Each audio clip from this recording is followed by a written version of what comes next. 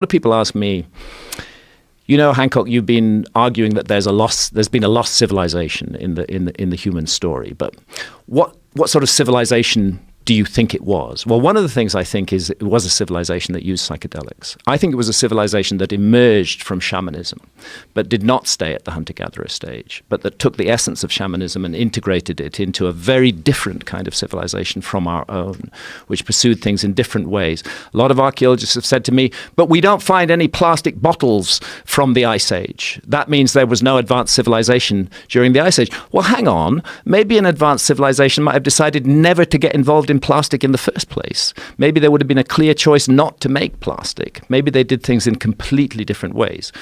Maybe they cultivated powers of the human mind that we dismiss and regard as completely unimportant.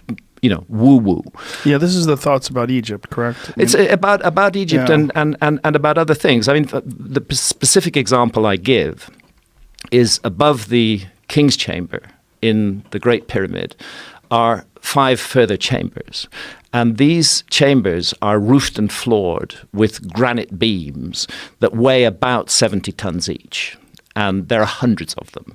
And these 70-ton granite beams, which to put in context, a 70-ton beam is equivalent in weight to 35 large SUVs. These 70-ton granite beams have been elevated to a height of more than 350 feet above the ground and carefully and precisely placed in position.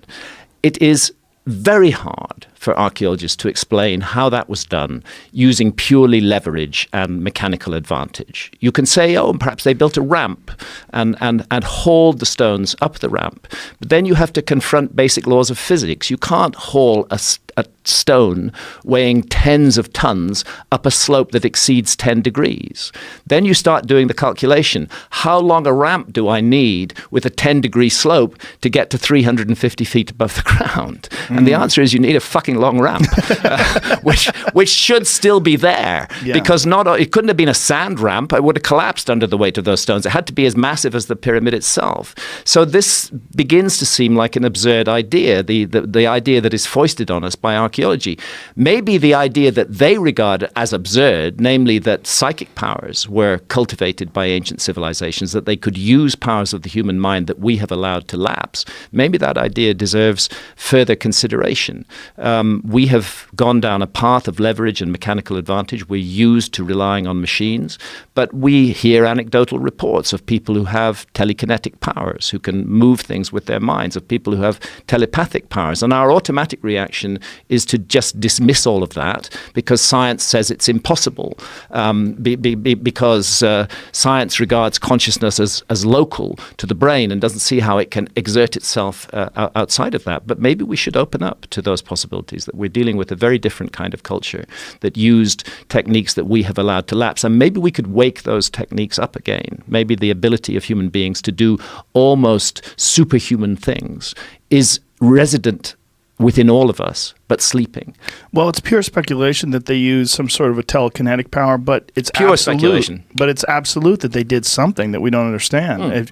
If you think about the distance between us and the construction, just the modern accepted construction dates of the Great Pyramid, it's more than 5,000 years ago, or close to 5,000 years ago. Great Pyramid is supposed to be about 4,500 years old, That's really old. It's incredibly old, To think that someone back then could do something that would perplex us today with modern machinery. Yeah. And that somehow or another they figured this out. It's almost like what they had done was leave behind something that was so stupendous, so monstrously impressive that it would transcend time. Yeah. And that you would have to look at it even thousands and thousands of years later and say, hey, like this defies conventional explanation. This is not a simple, and I've seen some of the conventional explanations of the construction of the pyramid, and they conveniently neglect those chambers above the King's Chamber. They do. They conveniently neglect a lot of those massive stones. Yeah. And it's because it's one of those things you just go, I don't know. What is this, Jamie?